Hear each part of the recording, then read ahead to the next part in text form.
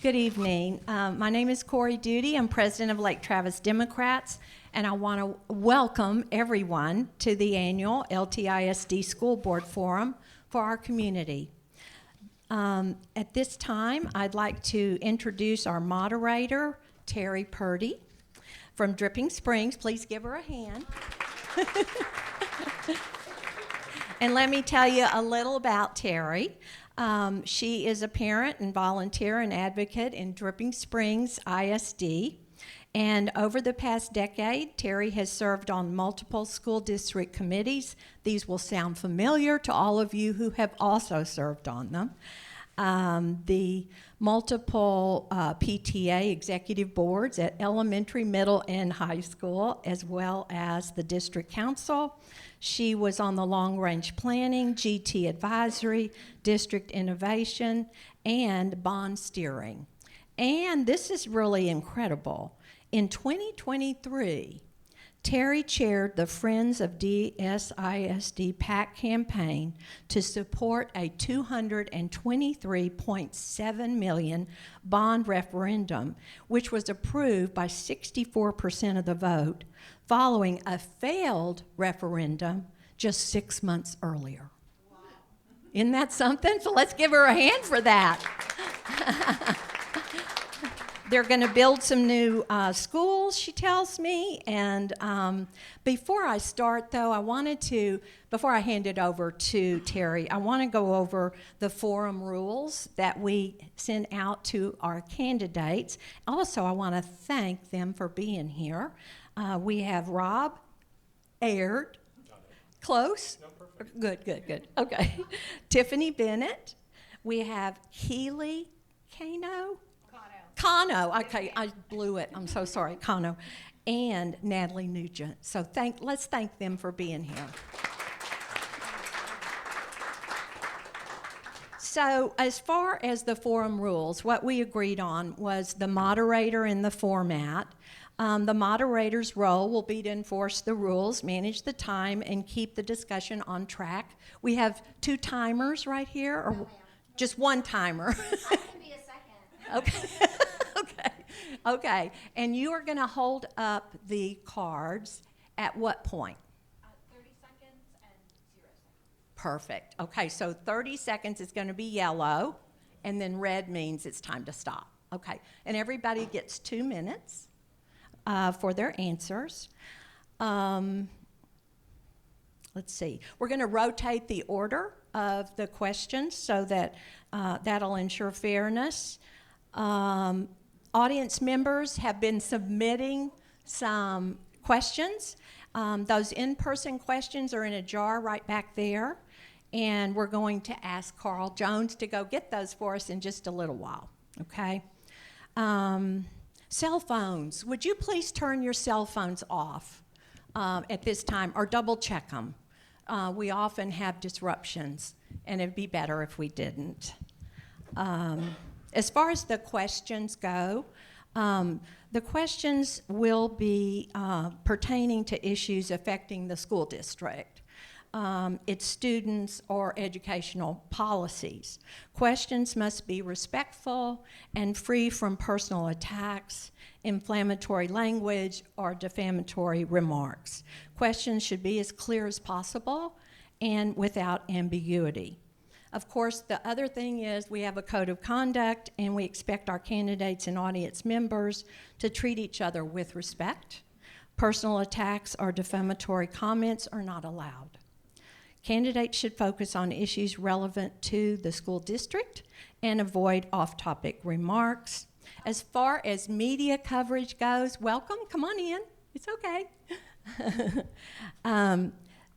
We do have several recordings going. I see one right here, and then we have one here. Are there any others? Just these 2. Okay, what we're going to do is try to post this tomorrow for anyone that wants to see it on our Facebook page. Okay? And I assume you will be posting yours too? On where, and where will that be? I'm not sure yet. Okay. All right. So the forum is being recorded, and I just wanted to let you know that for transparency reasons. So at this time, Terry, it's your turn. And I am going to sit because I offered to stand for the whole thing and realized that might be a while. So, that was not graceful. Okay. I want to say thank you for allowing me to come and do this. I think it is important to have a neutral moderator in these forums, and so I'm happy to provide somebody, a person who's not got any investment in this school district. So thank you for that. Candidates, any questions or anything? I believe we're going to start with, I'm looking for my script. I believe we are starting with introductions. Yes. I get 2. So, and then like Corey mentioned, we will be rotating the response order as we go. So, okay. Okay. So, Mr. Aird, if you want to start with an introduction. Sure, thank you very much. My name is Robert Aird. I live in Bee Cave, Texas. We moved here, my wife and I, of 21 years. We moved here 13 years ago from Los Angeles, California. We are the proud parents of 5 sons, all products of the Lake Travis system.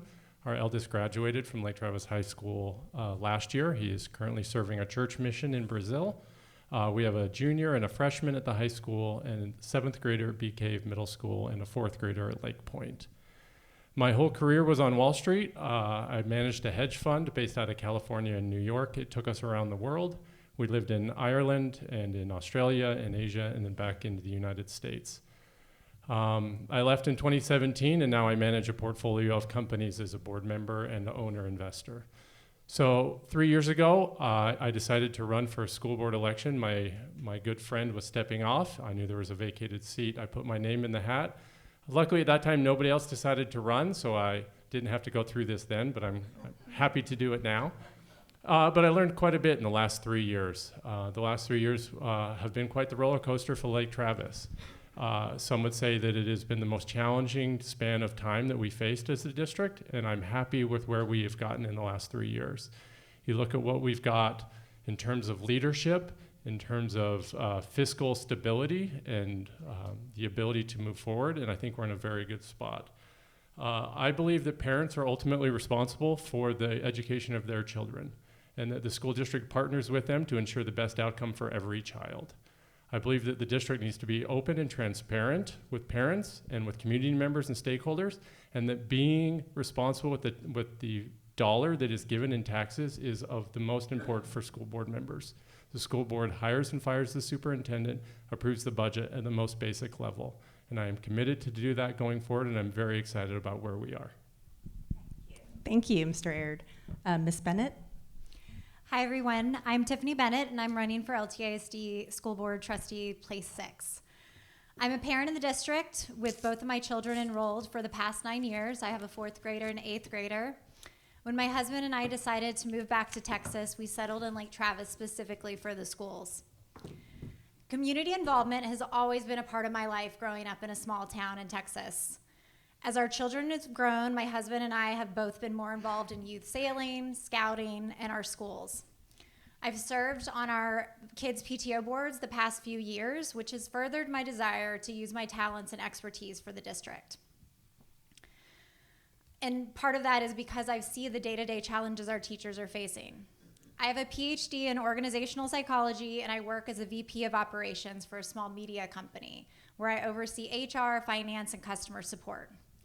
Previously, I've worked as a consultant for the federal government to multiple departments. My education experience uniquely qualifies me to serve as a board trustee, as I'm familiar with organizational change, compliance, and managing business operations.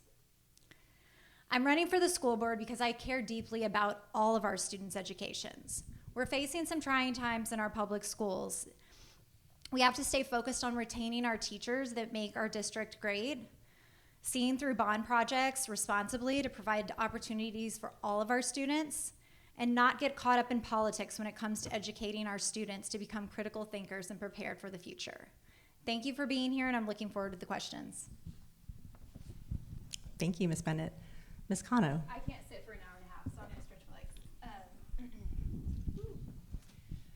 Hi, everyone. Thank you to everyone for being here. Thank you to our host. Thank you to our moderator. Happy dating anniversary to my husband. I'm sure this is exactly what you had in mind 20 years ago when you asked me to play tennis, but I appreciate your support. It has been my honor to serve on the Lake Travis School Board for the past 3 years, but my Lake Travis story started back in 1998 when I was in the middle of my 8th grade year, and my parents were deciding between moving us to Lake Travis or Dripping Springs.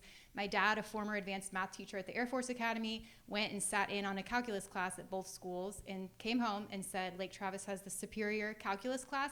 That's where we're moving, and we did.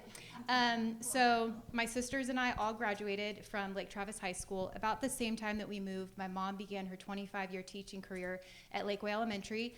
We were all well prepared to then go to UT. Shortly after I graduated, my said husband and I got married, and when our oldest was about 3 and our daughter was a newborn, we decided to move back to the Lake Travis area so that our kids could have the same phenomenal education that I received. When all 3 of our kids were in elementary school, I became a substitute teacher. I had previously gotten my teaching certificate, and so I thought I was going to career shift that way, but I pivoted and joined the school board, and I'm so proud of all that we have accomplished in the past 3 years. When I began my tenure, my 3 top priorities were to ensure that we had a police officer on every campus, to ameliorate the budget deficit, and to ensure that we had the best leadership possible for our incredible district, and we well accomplished all 3 of those.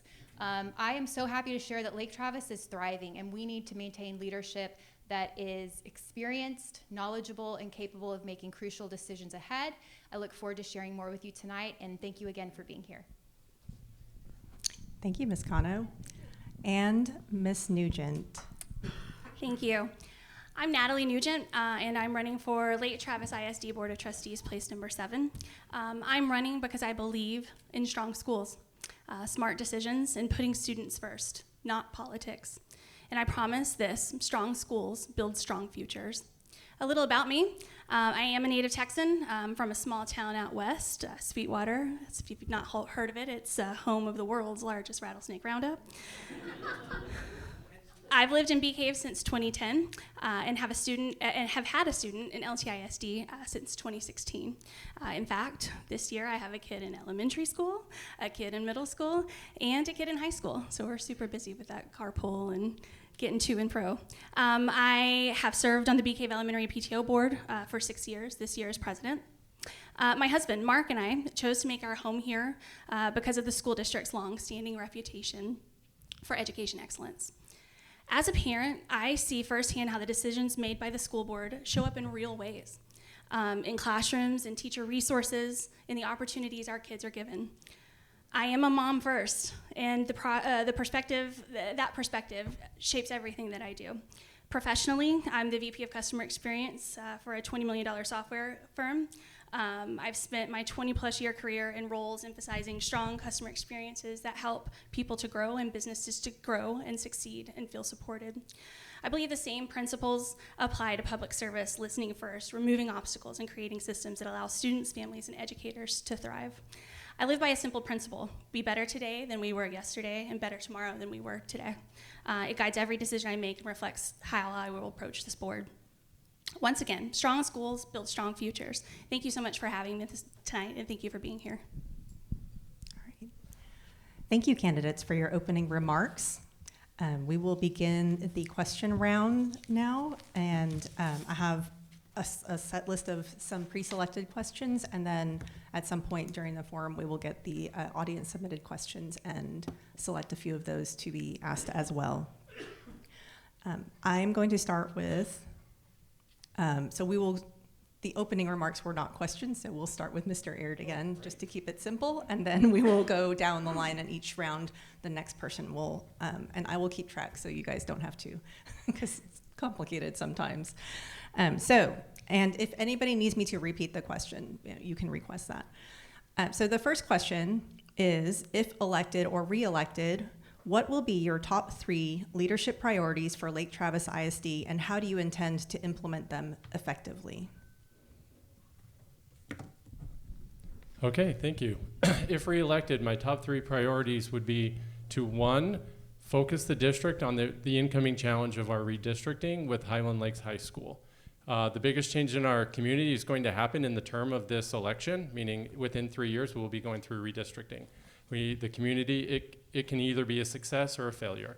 The good news is we brought in Dr. Knoll, who has done this 7 times. He's opened new high schools, and he's guiding the district. But the board will be the ultimate decision on where those boundaries are drawn and how people react to what schools they go to and how we can react to their opinions in that process. We've never done it as a district before.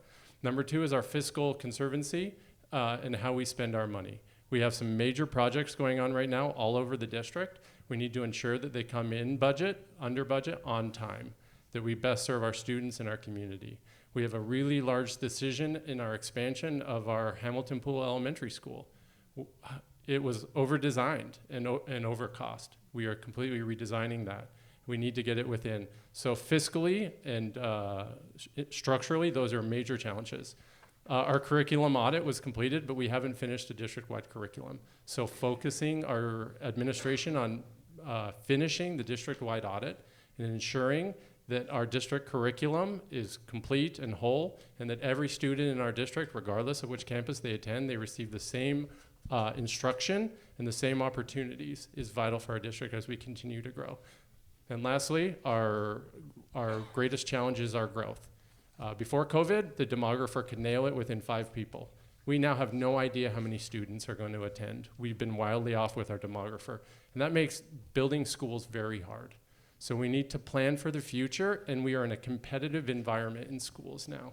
It isn't a monopoly where we just know every kid comes to school. We have to earn our students, and we have to convince our families that this is the place they want to be. Thank you, Mr. Aird. Ms. Bennett? As I've mentioned before, opening up the new high school, Highland Lakes High School, is going to be a huge endeavor the next few years. We have blueprints in place. As my opponent has mentioned, we have excellent administration who's been doing this in the past, but we also have to get the community more involved. I know there's definitely going to be some growing pains, so taking the time to make sure we and parents have feedback in that process, whether it's with naming the new mascot and being more informed along the way and making sure that they know that their kids are going to be entering in a new high school that's fully operational and has the same opportunities as Lake Travis High School. That's one key piece for me, especially because it relates to a lot of the other pieces. As Mr. Aird has says, with our enrollment, that's a concern. I believe opening the new high school is going to actually help with that. It's going to make our district even more attractive with the new high school, and also students will be interested in attending said high school. Right now, there's a lot of concerned parents. Our current high school is at capacity, and it's a very large high school. That leads to my second piece, is focusing on making sure every student has that place where they belong, making sure that they feel safe and comfortable going to school, and making sure they're heard by adults. So focusing on efforts regarding bullying, and also opening in the new high school is also going to help with that as well, which I know is a long way off. It takes about 3 years to build said high school. And most importantly, with all of the budget changes, we've been moving more towards solvency, but making sure we support our staff as we continue to make cuts and add on more responsibility is a huge focus, because we have to continue to support them and keep them around. Thank you, Ms. Bennett. Ms. Cano? Yes. Thank you. So first of all, just so that no parents are disappointed, we actually don't have any say in the high school mascot. That's a student-based decision. So big decision, but we don't get to play a role in it. My top 3 pending priorities, I'm going to talk real specifics here. So the first one, as it relates to responsible growth, it's been mentioned, but we have a really impending decision coming up about Elementary School 9. So that's the elementary school that is in the neighborhood of Province off of Hamilton Pool, and actually at probably our May or June board meeting, so just a couple months away, we are going to have to vote to either continue as planned, to kind of punt that decision a year or so. That would give us the time to kind of see the effect of vouchers and other situations like that, or just to totally cancel the building of that school. Every decision that we would make would then have subsequent decisions, right? Whether that's rezoning our current schools or all of the decisions that come with building a new school. So I really see that as a pending important decision that we need a lot of knowledge and experience to make. Another upcoming exciting opportunity that we have as a district is rolling out the teacher incentive allotment. So the teacher incentive allotment is an opportunity for us as a district to reward teachers based on their performance, and there's good and bad things about it, right? But as a district, we have some local control, and we really need to leverage that to the hilt to reward our teachers. Something we've been very proactive about is getting as many of our staff members as possible in the classroom, because you have to have at least 50% teaching time to qualify for the allotment. So we're really working towards that. Another thing that I feel very passionate about is reduced screen dependence in the classroom. I'm a member of the SHAC committee, the Student Health Advisory Committee, and that's a priority of theirs, which I'm thrilled to see, and I hope that we can have that implemented alongside our new curriculum. Thank you. Thank you, Ms. Cano. And Ms. Nugent. Thank you. I think first priority is focusing on and the growth of Lake Travis's currently fiscally healthy position. I had the opportunity to sit in the proposed budget meeting last week, and I think there's a very healthy perspective on where we're going in the future of LT. Spending must be prioritized, so we're both prepared for the success of Highland Lakes High School and our successes in the future, whether that be with elementary school number 9 or so on and so forth. That will require transparency and a student-first focus. Secondly, great teachers make great students. Or I'm sorry, great teachers, they were great students at one time, but they make great schools. Recruitment requires competitive pay, strong professional culture, and community support. So retention depends on listening to those teachers, supporting them, and fostering a positive work environment for our teaching staff. That benefits our students and it keeps our schools strong. Continuation of the teaching allotment is definitely key. Lastly, as I flip through my notes, I want to bring a forward-looking perspective to this district that has more than doubled in the last 20 years. We'll focus on tackling real challenges, budgeting, staffing, long-term planning with board collaboration, with clarity and integrity. But it's important to realize that where we were 20 years ago is not where Lake Travis is today. We have grown immensely in diversity, and we need to approach that with real change. My focus is on preparing our schools for today and tomorrow. Thank you. Great. Thank you, candidates. For the second round, we will start with Ms. Bennett. The question is, with the ongoing budget challenges due to a lack of state funding, how do you propose to address these financial issues while maintaining educational quality in Lake Travis ISD? Always a fun question. So first and foremost, there's been a lot of efforts made this past year. Continuing to focus on increased attendance is huge. We've made a lot of progress this past year. So on the revenue side of things, there's also the opportunity for open enrollment. We still don't know what that's going to look like and what that's going to bring to the budget. We're also going to be opening a new high school, which I think will have opportunities down the road, but a long way down the road, to bring more students to the district and more dollars. There's also, the board has been doing a lot of work to increase revenue, and on the expense side, there's obviously the challenges with increased cost and inflation. For me, it comes back to the piece of listening to our teachers and identifying opportunities. And our educators, they're seeing directly what's going on in the classroom. We have to continue to work on improving our schools so that vouchers aren't an issue, so that people aren't even thinking of leaving the district. We're not in a unique position here in Lake Travis. I think it's important that when we were at the budget meeting last week, listening to everyone, every department had their piece. It wasn't one single area that got cut. Everyone has to do their part to responsibly maintain that budget without affecting students. So continuing to look at opportunities that aren't student-facing to make changes, evaluate what's working, what's not. I do this every month when we review our budgets at work. We're going through line item by line item. I know the board doesn't go at review at that particular level, but making sure there is a culture focused on saving cost where we can and getting the most with our current dollars. Thank you, Ms. Bennett. Ms. Cano. Yes, Thank you. So I think this is probably the first time a sitting board member is actually excited to talk about the budget, because we got great news last week, and Lake Travis actually is in a very unique position. If you look at the districts surrounding us, they do not have the financial solvency that we do.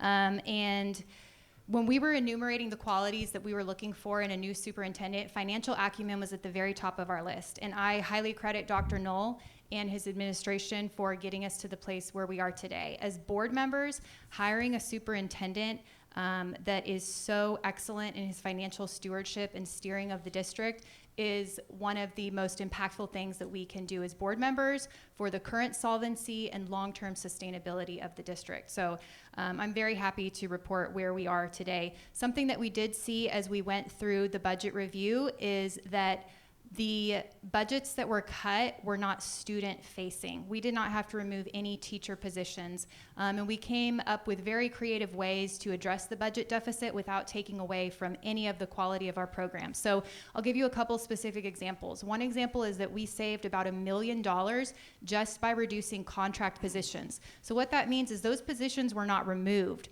We are just now paying full-time employees who are significantly cheaper and better for our kids than contract employees. Rob and I are also part of the Strategic Planning Resources Committee. I think I added an extra word in there. And we've just been looking for ways to leverage all of our assets and minimize our expenses. As a result of that, we have a $5 million land deal pending that will help eliminate that budget deficit. So we're gonna focus on reducing our spending, but keeping our student-facing programs as excellent as they ever have been. Thank you. Thank you, Ms. Cano. Ms. Nugent. Thank you. Across Texas, many districts are facing very similar challenges. Roughly 65% are currently operating with deficits due to state funding constraints and inflation. While this is not a challenge unique to Lake Travis, it is absolutely one that must be addressed thoughtfully and responsibly. We have to continue to be mindful of threats to public school funding. Lake Travis is fortunate, as Keely mentioned, to be in a fiscally healthy position today, but that doesn't mean we can be complacent. My approach is disciplined and forward-looking. We protect our students in classroom instruction and focus on long-term solvency. The Board of Trustees works as a team, and decisions like these are made collectively with input from district leadership. That said, I believe budget decisions must be paired with a clear and responsible path forward, with the goal of achieving and maintaining that long-term solvency over time. That definitely minimizes impact to our students.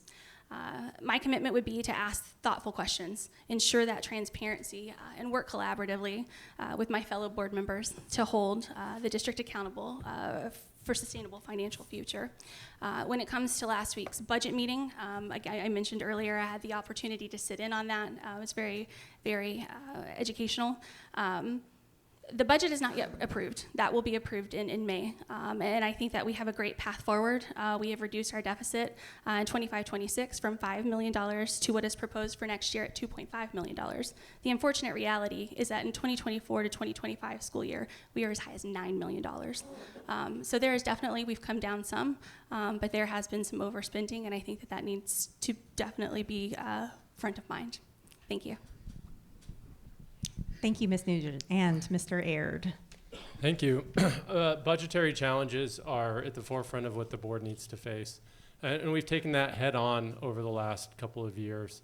As you know, the board voted to enact selective enrollment in our district. We have excess capacity in a number of our schools. It is not open enrollment. Not everybody can just come to Lake Travis, but we will take those that will make our district better as long as it adds nothing to our cost line. We have capacity, we have teachers. We won't add teachers for selective enrollment. But what that does do is allow us to increase the revenue side of the budget without incurring any additional costs. And as you might have seen, the district has been laser focused on attendance. How many of us here didn't know that 10 o'clock in the morning mattered to be at school, that if you took your kid out of school at noon versus 10, it would affect how much money the district actually gets? I was able to chair the Strategic Resources Committee that Keely referred to, where we went through line by line of every asset that the district owns that is real assets, other assets, and we determined, is it something that we need, that we want, and that we use?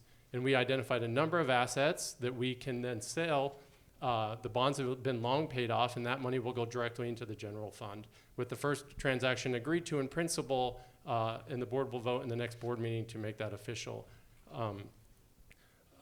One thing we need to do is get to the Capitol building and lobby our legislature.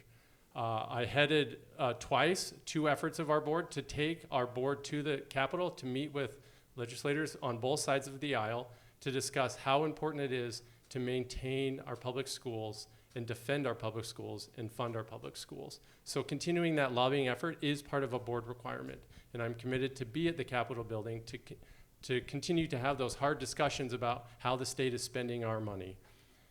We need to retain our teachers. We retain our teachers by giving them everything that they need to be successful in the classroom, and that's not just money. Thank you. Thank you. Okay, this next round we'll start with Ms. Cano.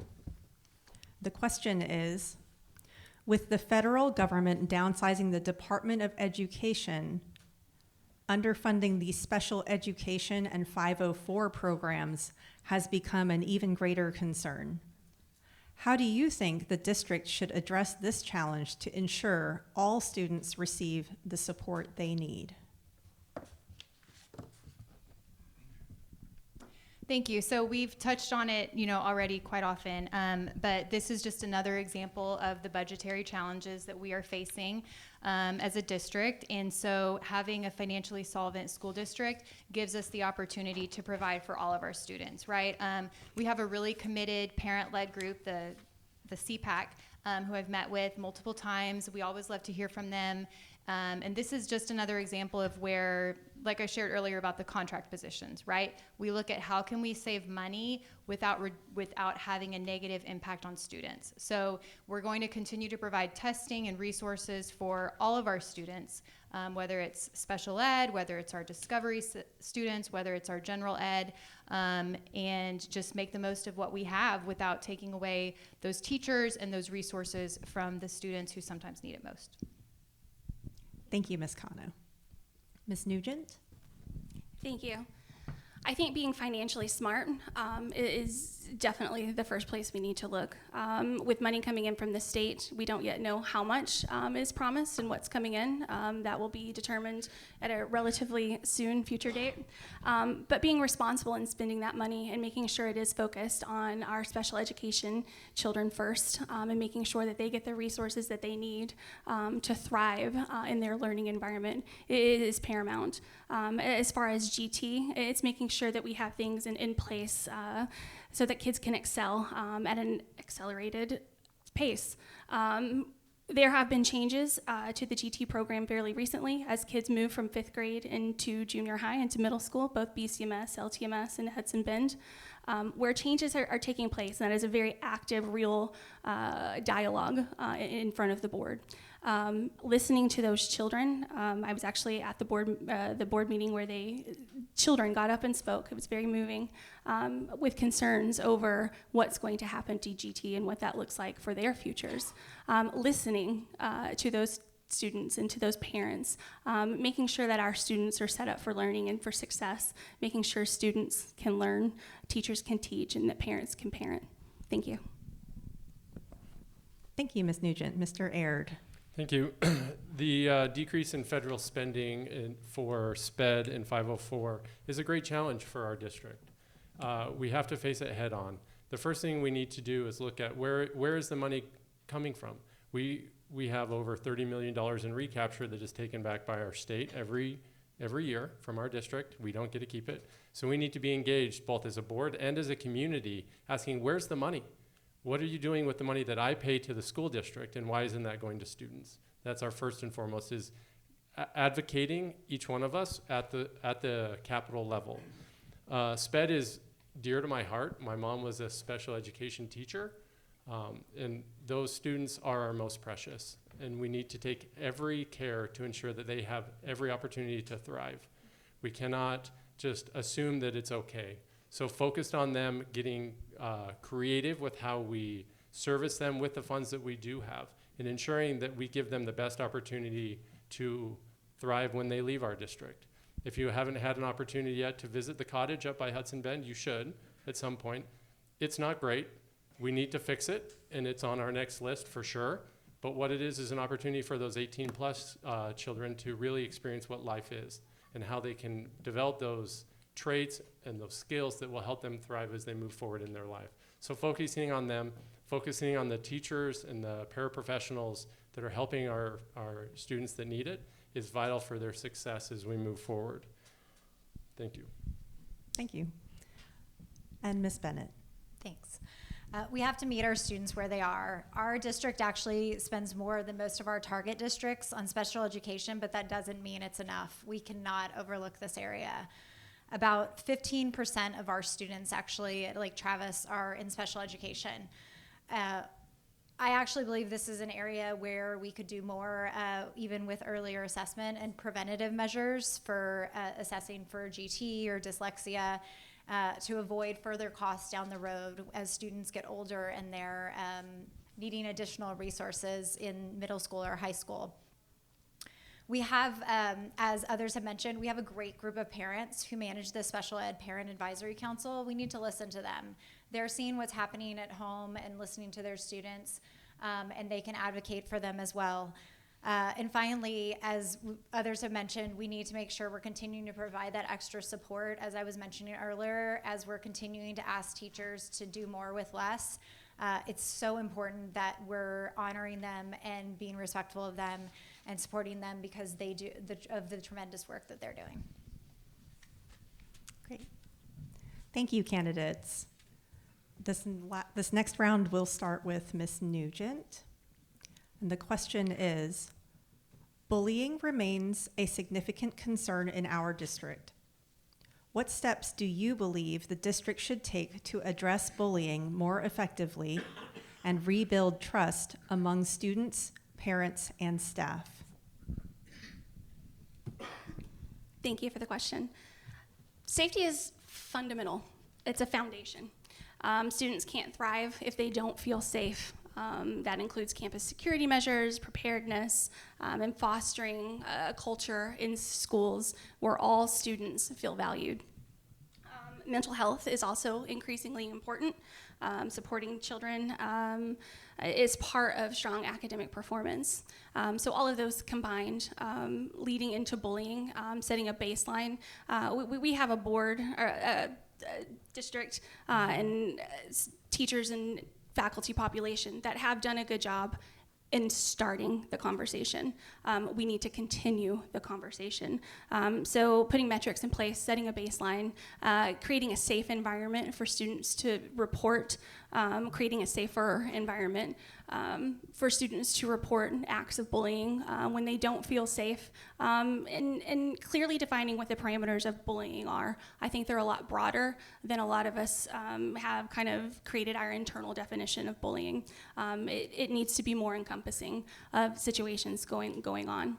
And I think it looks different in certain issues at the elementary age level, at the middle school age level, at the high school age level. It begins at the very beginning of education and having those conversations with these students so that they know what's right and what's wrong in the way that they treat other people.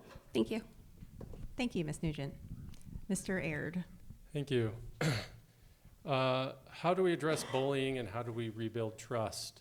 I went to the known saying that actions reflect leadership. And now, obviously, the actions of a fifth grader doesn't reflect the leadership of our superintendent, but at some level it does, because his leadership bleeds all the way down. So it starts at the top with a strong leader who has a plan, who leads with love and with kindness, but with predictability. The worst thing we can do for bullying is have varying responses in our campuses, where one bullying instance gets one response and another gets another. That can't happen. So consistency, right, and predictability are vital in attacking the plague of bullying. We have alternative education opportunities in our district. Last year, we launched the Summit Academy, which some of you might not know what it is, but it's an alternative to Lake Travis High School, inside of Lake Travis High School, for those that don't thrive in general education curriculum. It allows them more of an online schooling opportunity with some in school, and it allows them to thrive in their way, which when they don't feel bored or they don't feel threatened, then the actions of bullying, they don't lash out as much. Other is positive reinforcement. Some of you might be aware that we launched the initiative of Cavs Kudos. And how many of you have done a Cavs Kudos for your kid's teacher? Maybe for your kid's friend that did a nice thing. We can do them for students. They get those, that positive reinforcement will change behavior, where they see, oh, I'm doing something well and people noticed. That's important for all of us. Again, we need to be consistent, we need to be predictable, right? And we need to lead with love. Thank you, Mr. Aird. Ms. Bennett. Thanks. Our students have to have a safe environment to learn. Bullying directly relates to student achievement and socio-emotional development. We have to address the culture in our district. This is from the top down. This is from the administration, from the parents. Everyone's accountable. We have to have clear policies in place and consequences for bullying behavior. Those policies have to be clearly communicated and enforced consistently. I've actually spent some time looking at this. We have tons of resources and programs on the website, and I know that those things are there as a parent who goes to the website, but it's not something that's a part of the daily communications that are being sent out, or that we're having active conversations with parents, or focusing more on how it's enforced. And obviously those can't always be shared, but students need to know that if they bring something up to a teacher, that it's going to be dealt with. They need to feel that they have a culture where they can bring stuff up and they know it's going to be resolved. We also need to be proactive in identifying students that are at risk of bullying behavior. I feel like I've seen the district do a lot of work in looking for best practices in other programs and looking to larger districts. I think this is an area where we should look outside our district and see what's working. We know that we can do better, and this isn't a unique challenge. Great. Thank you, Ms. Bennett. And Ms. Cano. Thank you. So real quick, I'm going to kind of emphasize again why I feel like it's so important to have such a robust police force, and that is when we have extreme cases of bullying, right? In 2022, LTISD only had 6 police officers. When Rob and I started, we did not have a police officer on every campus. We had one at the high school, at each middle school, and then we had one that rotated elementary schools. Apart from the obvious safety reasons, I think it's paramount to have a police officer presence on campus just as that backstop, right, if things ever get extreme, and also just as a positive role model and another individual for our students to go to and talk to. I am really proud of our new leadership at the high school, which is where we know a majority of our bullying can take place. As a board, we experienced a bullying situation that was handled very poorly. And I'm very happy to have leadership in place now that will handle it well. That helped us to see flaws in our leadership as well as policies and procedures, and they have been rectified. So I'm very pleased with that. Buddy Bush and his team at the high school are creating a phenomenal atmosphere where our kids feel safe, they feel included, they feel loved. I think a huge part of mental health as a student is having a place to belong. I think we all know, or hopefully can think of what our place was in high school, right? Mine was the tennis team and the debate team. But that group, the tennis team, it was made up of people completely different from me, but they were always that safe place at the end of the day. So providing our students with robust opportunities to belong is really important.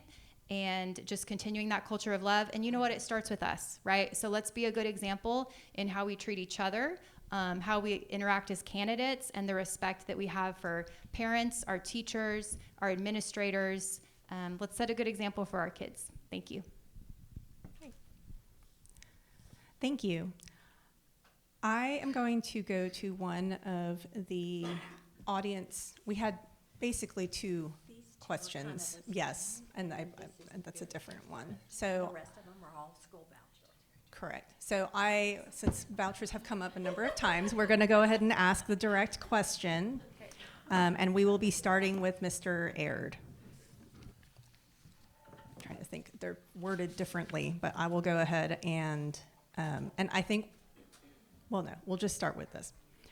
What is your opinion of school vouchers? Are you in opposition or are you an advocate?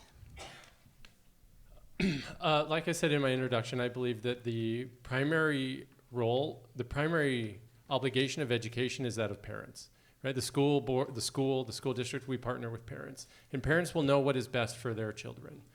And so from that side, I'm in favor of parents doing what's best for their children. Am I in favor of private schools and homeschools taking public funds with no accountability? Absolutely not. If there's going to be a voucher program, which there is, like it or not, it needs to be held to the same accountability that our school districts are held to in terms of reporting, education, testing, and results-driven education. So I have a nuanced opinion of vouchers because the way it currently sits, no, I don't think it's right.